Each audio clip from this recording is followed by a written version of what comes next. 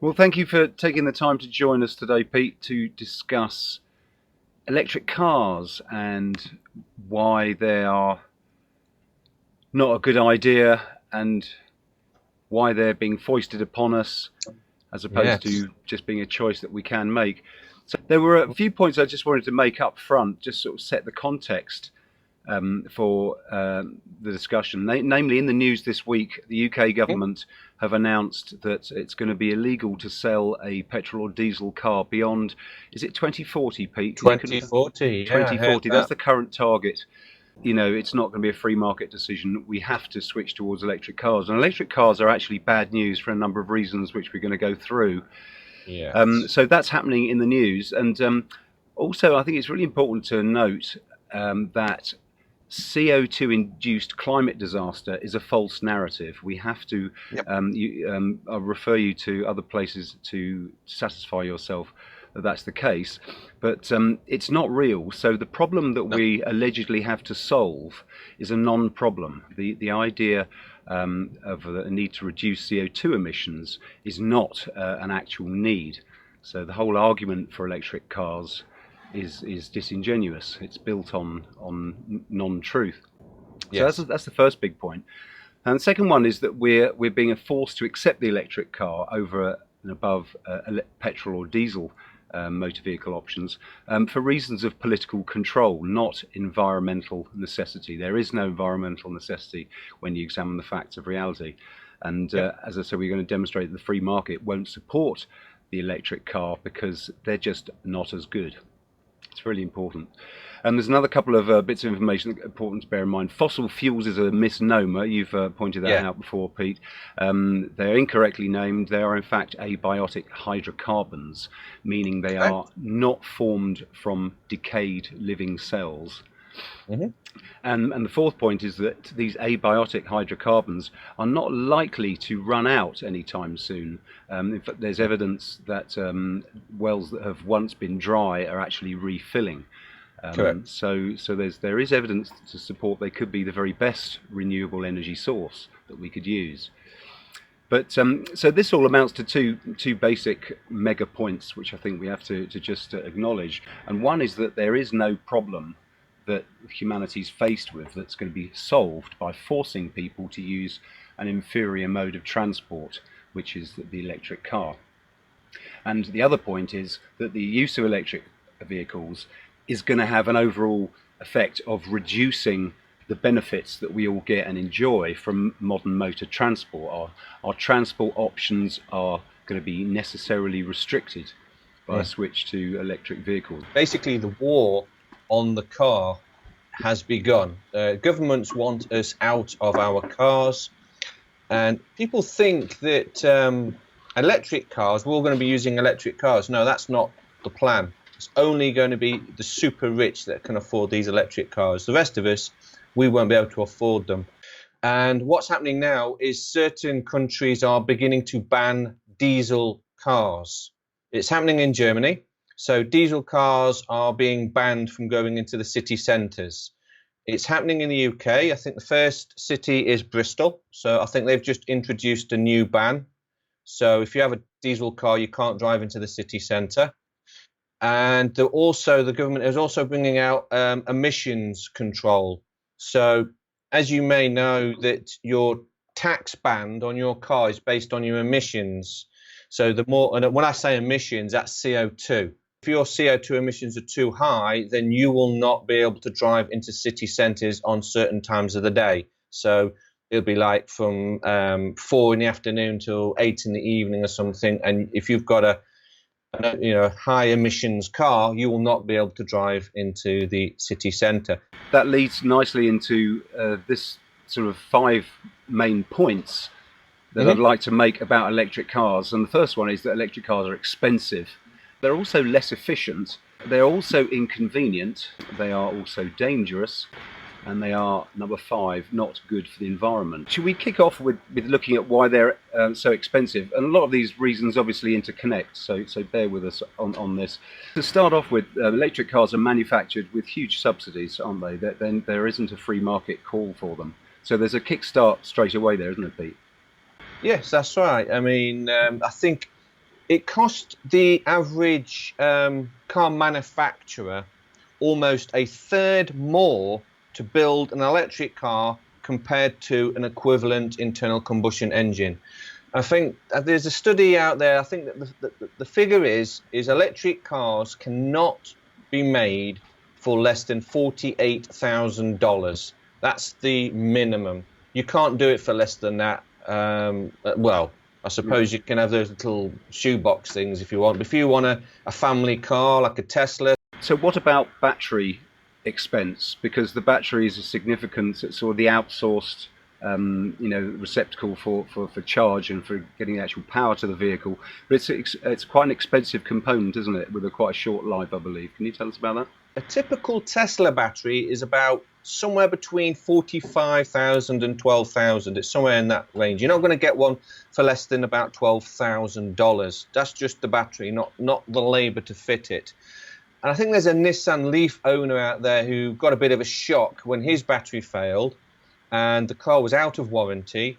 And he went to Nissan to have the battery replaced. And he was quoted £33,000 to have the battery replaced. The car was only worth $12,000. Okay, so cost of manufacture is higher, cost of the batteries is greater. Yes. Obviously, subsidies from government, from taxation being used to prop that up. But battery life is an issue, isn't it? And just to talk with respect to expense, does it look like the average owner could expect to replace a battery after how many years do you think? Well, batteries are actually measured in cycles. So a typical lithium battery has a good sort of cycle life of 500. And the electric car companies are saying they can get about 3,000 cycles out of a battery. Charge cycles? Yeah, that's it. Charge it up and discharge. So it's not so much a time or a mileage, it's how many times the battery is charged up and discharged. Now, this is one of the laws of physics that gets in the way of electric cars ever beating the internal combustion engine, which is never going to happen. And one of the laws of physics is every time you charge up a battery, a lithium battery, it degrades the battery. So there's I won't go into too much detail, but basically what happens is crystallization forms within the battery every time it's charged up and discharged. And this reduces the capacity of the battery. Think of it like a fuel tank on a petrol car. Every time you filled it up, that tank was shrinking and shrinking and shrinking. That's exactly what a lithium battery does. So how long does that give you on a battery life, as compared to an ordinary battery for a conventional petrol or diesel powered vehicle? Yeah, well, a traditional battery in a car, like an internal combustion engine, they use a slightly different technology, which is a lead acid battery. They still have cycles and they still degrade like lithium batteries. But the point here is cost. How often are people going to have to replace their fancy battery pack for an electric car? I would say you're looking at between 5 and 7 years. You're going to have to replace if you're going to use the car correctly, say if you're going to do 12 to 15,000 miles a year or something, it depends on the use. If you buy a Tesla and it sits in your garage for weeks, it'll last you years. So it comes down to charge cycles, essentially. Yeah, that's right. And if you're charging it up every day, and if you're using that car every day, then what's 3,000 cycles? That's 3,000 days, which reduces. So yeah, 5 to 7 years, you're going to have to replace the battery if you use that car like a family car. So we've got that they're expensive. And the second main category I've got is that they're less efficient. So you've basically got a performance penalty, haven't you? If you can run us through some of the details just to fill in some of the blanks, but essentially the car has to carry enough fuel, enough energy, stored energy, in order to effect its journey, from A to B to C to D. And obviously petrol and diesel as a liquid hydrocarbon are very convenient and high density forms of energy. What about batteries? They're inherently less energy dense, aren't they, Pete? And there's a big weight and performance penalty as a result? Yeah, energy density. This is basically the energy based on its weight. So usually energy density is measured in megajoules per kilograms. So think about a kilogram of fuel, petrol, how much energy is in that fuel. So let me see, I've got the figures here. Gasoline, which is petrol, is 44.4 megajoules per kilogram. Now, for a lithium-ion battery, which is rechargeable, it's 0.36 megajoules per kilogram. So gasoline over, what? That's 80 times more energy density, roughly. So yes, the petrol cars won on that. And the thing as well is that the electric car has to carry 100% of its energy at all times, whereas the internal combustion engine does not. It only needs to carry, I think it's 6% of its energy, because the rest of the energy comes from the oxygen that the internal combustion engine breathes into the engine. So that's another plus point for the internal combustion engine. These are laws of physics. You can't disagree with these. A typical petrol car, the fuel to air ratio is somewhere around 14.7 to 1, I believe. So for every 1 gram of petrol, you need 14.7 grams of oxygen. Okay. So roughly speaking, the internal combustion engine just carries 6% of its energy, whereas the electric car is 100%. So there's therefore a huge cost incurred in the extra weight of the electric car, clearly carrying its own battery pack. So we've got a weight issue. What about how that relates to performance? Can people expect a similar sort of speed and acceleration performance comparable to the average family car running on petrol or diesel? Yes, it's mainly a range that's affected, because everyone will know, well, an electric car is very quick off the line from 0 to 60. It's just got torque, where the internal combustion engine will struggle to keep up to about 30 miles an hour, and then the internal combustion engine can pull in. So as a sprint, electric cars are really good, but for long-term use, if you want to go on a journey across America, for example, it's not going to do it, because you're going to have to keep recharging the battery, because the battery just cannot cope. The more load you put onto the electric car, in other words, the heavier the car is, like shopping or suitcases, passengers, the shorter the range, because the energy of the electric car is on a knife's edge. They've pushed it right to the max. Sure. So But you could suffer the range. You could obviously argue though that the petrol and diesel motors are the same. If I really hot-footed around in my diesel, I get rubbish miles per gallon. So we can that would depend how you drive. But even so, all other things being equal, if you drove similarly, then are you getting more of a performance penalty in terms of range? So I mean, do you have to be more lightfoot conscious? Is that the upshot of it? This is if you're driving lightly in both the internal combustion engine and the electric car. If you're just driving 60 miles an hour, for example, it's the load that depletes the battery, the weight of the vehicle. And I just want to touch on the actual weight. I don't think people realize just how heavy these batteries are. But I'll go back to the Tesla battery, which is, I think it's 1,200 pounds in weight. That's 6 firemen, if people want to know. If you want to visualize that, think 6 firemen in weight that you're carrying around. Whereas the internal combustion engine, one 60-litre fuel tank, is about the same as a ballet dancer. So 6 firemen, 1 ballet dancer. Right. Laws of physics stuff. Okay, so we're expending a huge amount of energy just to move the vehicle around. So let's also then bring that back to the claims of efficiency. What are the claims of efficiency of an electric engine versus a petrol and or diesel engine? Perhaps we'll just compare to one of them just for simplicity. How does that work? Bearing in mind, of course, that there's inefficiencies at the power station or the energy generation point before it arrives to be charged into the car's battery. Electric car manufacturers are saying the internal combustion engine is only 30% efficient and the electric car is 95%.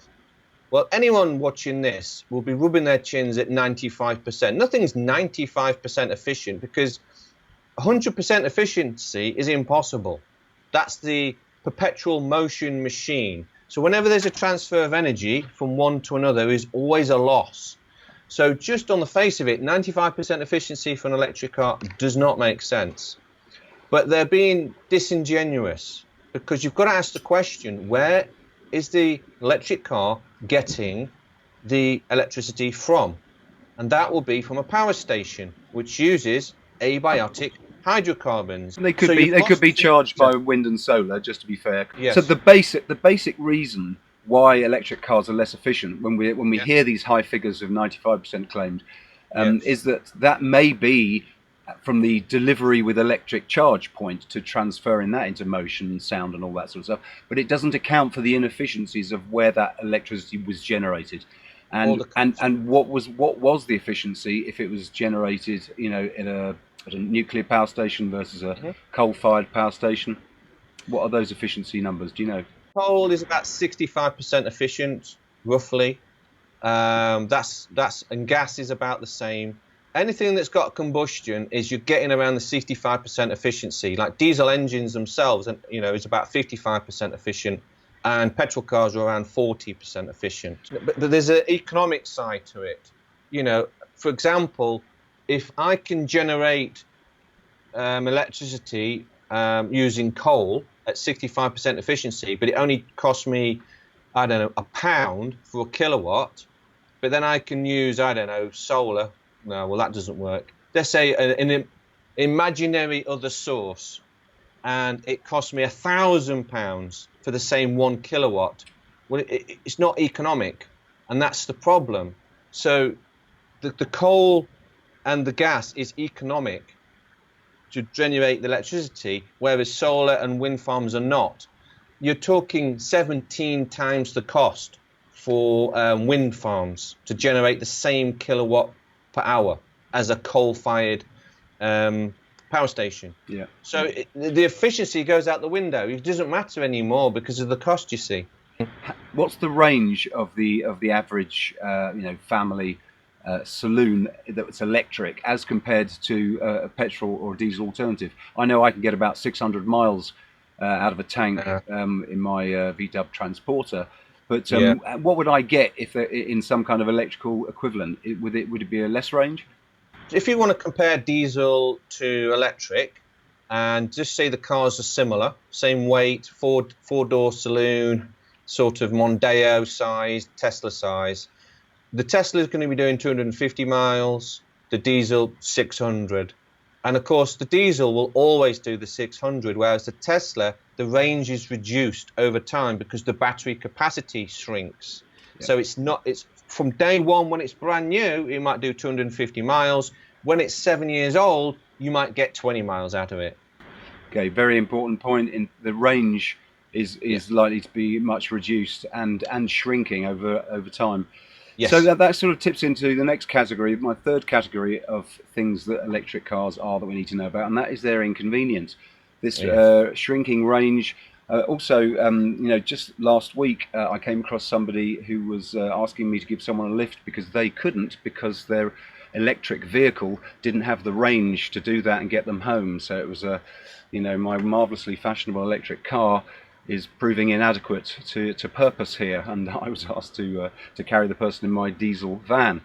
Mm. So this issue of batteries going flat, and particularly over time, this is going to be hugely inconvenient for us to use, isn't it? Yes, absolutely. And everyone's forgot about these electric cars need charging. And these electric cars will need charging every day. Now, where you're going to charge it, if you live in a block and flats or if you live in a terraced house, you're going to have to run an extension cord out from your terraced house across the path to your electric car. So, Well, we could speculate here, but there may well be arguments to say, don't worry about that. We'll provide a network of charge points. yeah, think Um, of the economic cost of that. yes, at the You taxpayer's can't. expense. You Yeah. can't do it. It can't be done. I mean, we've got to draw the line and say this cannot be done. There's 2 billion cars in the world. Think of the infrastructure to supply electricity to all of these cars. Yeah. It can't Yeah. physically be done. Let's also remember that if it's too hot or too cold, that is a massive inconvenience, because your electric car will likely give you problems. They don't work in very cold conditions, and I think they overheat quite easily, don't they, Pete? Yes. Again, this is the actual, because battery power is a chemical reaction and it's dependent on temperature.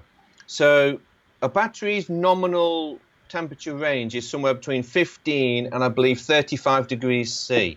That's where it wants to be. Anything below 15 degrees and the chemical reaction within the battery slows down. The capacity is reduced. Anything above 35 and you're getting into the areas of thermal runaway, which Yeah. is where the battery can ignite and explode. Yeah. Well, we'll come on to talk about the dangers in just a moment. But okay, so you've got also got the inconvenience of if you're on a long journey and your battery's flat, you maybe pull over in a motorway service or something, plug in to charge, and you obviously can't continue on your journey in 5 minutes after you would have filled up with diesel or petrol. How long have you got to wait? The faster you charge a battery, the more you damage the battery. So if you want a slow charge, you're looking at an hour. But this can be extended, which people don't understand, is if you go to, say, an electric charging station and there's 40 stations and then 40 electric cars all want to be charged up at the same time, it's spread over all the charging units. So it now takes 75 minutes to charge up your electric car, not an hour. So you're looking at an hour to charge it up, unless you're at home. And if you're going to use, say, 120 volts, you're looking at 12 hours. So there's a penalty there in that if you're obviously planning a journey and you want to keep going, you have to stop for a period of time to charge an hour or whatever. That might be an inconvenience for some people. Yes. So yeah, but then let's also look at the fact that they're dangerous, because I think we start to get very important here. We've seen that they're expensive. We've seen that electric cars are less efficient. We've seen that they're inconvenient in a number of ways. But there's two very important ways in which they are very dangerous, and for reasons I would never get into an electric car intentionally. And the first is that thermal runaway in the batteries, as you mentioned, in hot conditions, that the batteries can get into a sort of a spontaneous combustion situation that almost can't be put out. You can't put it out with water, at least I know. No, you And can't. and the second is, of course, the dangers of the electromagnetic fields to do with the engines that your motors, the electric motors, the coils, the magnetic fields and the electric fields associated with them in these motors. Am I right in believing that the Tesla has one motor in front and one at the back? Yeah, they do. Depends on the model. Some of them have two motors at the rear, I believe. So whichever way you're sitting in and in a very close proximity to a large, powerful rotating coil in a magnetic field, which has demonstrably negative impact on your health. And in the same way that people would be advised not to sleep the other side of the wall from a refrigerator for exactly the same reasons as being too proximate to the fridge motor, it's going to have a negative impact, and the impact of electromagnetic fields on your physiology is something that you really must look into. There'll be a link here to pursue that elsewhere. But the point is, there's a very, very serious health risk there, commensurate with mobile phone use, and it's just important to be informed about that, and then we can all make choices as to what we want to do. So two dangerous reasons. Is there anything else I've forgotten in there, Pete? Yeah, I mean, you've got the thermal runaway, which is on all lithium batteries, and like you say, you can't put that out. Once it goes, it goes. But there's a third option, third danger actually, and this is being pointed out by firemen, is that these electric vehicles are full of high voltage cables all within the bodywork. Now, in an accident, these cables are still live. So if you are crushed in a car and you can't get out, the firemen use what is called the jaws of life, which is like giant scissors that cut open the car to get to you. But the firemen are saying they can't do this anymore because they're cutting through high voltage cabling that running at 400 volts, maybe 500 amps, and this is deadly. So that's another thing that people need to realize about electric cars. Yeah, dangerous for those reasons. So the last category is always look at is they're not actually good for the environment. So people, enjoy the virtue signalling by driving an electric car, and it seems to be a statement that you care for the environment. But it seems when you scratch beneath the surface a little, you find that they're actually not. The government says we've got to stop digging up coal and using oil because that's a finite resource and it's going to run out. But they want us to use electric cars that use lithium, which is a rare earth mineral. This doesn't make any sense at all. I think there are quite a few other substances, aren't they? And the list of things required, for the electronics, for the batteries. So these are finite resources as well, aren't they? Which is not particularly good. And I've heard it alleged that atrocious conditions and child labour might be involved in that, but then possibly also in the mining for the minerals for our mobile phones. But that's worth bearing in mind. But what about the energy costs then of making and replacing all these batteries and all of the extra stuff that goes into electric cars? Are they, what's the carbon footprint, to put it in terms of those people who would advocate driving electric cars? They are doing so to try to minimize their carbon footprint. Are they achieving their own goal? There's so much to unpack there about, carbon footprint. I mean, that's bogus to begin with, because CO2, it doesn't matter how much CO2 is produced making a car. So I think we should look at it as economic terms. So it's a third more costly to make an electric car compared to an equivalent internal combustion. So that's a third more, if you like, third more damage on the environment. A third more resources is needed, a third more transportation is needed, a third more factories is needed. Now, so if you look at it like that, that might make a bit more sense. And there's going to be a huge impact on these lithium batteries. Are they going to be recycled? Are they all going to be collected in somewhere? I mean, obviously if we've got 3,000 charges, there's the potential for a huge consumption of these batteries, isn't there? That's the problem. Can we recycle them? Is there anything they can do with that? Not economically. It's going to be a cost involved. In other words, when you recycle steel, there is a cost benefit. That's why people recycle steel, because it's cost effective. But a lot of these electric cars, the labor involved to get some of these precious metals out is not labor, it's not cost effective. It's like solar panels. Solar panels, although has silver in it, they're not cost effective to recycle, so they end up in the tips and they're buried, just like wind turbines. They're buried. So these electric cars are going to be disposable cars. They're going to end up in landfills. So we can only really conclude that the electric car could quite probably be a high turnover item, couldn't it? With battery turnover, as we've talked about. And their costs. So we can see then that they're not good for the environment, and I think the unsustainability of the mining for the particular minerals is a as good an argument for the whether or not we've got a finite resource in liquid hydrocarbons. But we've seen that they're dangerous. I mean, I think that's a very, very important reason not to drive electric cars. We've seen that they're inefficient, that they're inconvenient, that there's no way that the free market would vote for them. People wouldn't be falling over themselves to choose them if they were produced at their full cost of manufacture without subsidies. That they could never compete on a free market. So they're never going to be an efficient and reliable and high performance form of travel. No. So the implications of this, I think, have to be repeated, that the inevitability of having our travel options as a supposedly free people are going to shrink.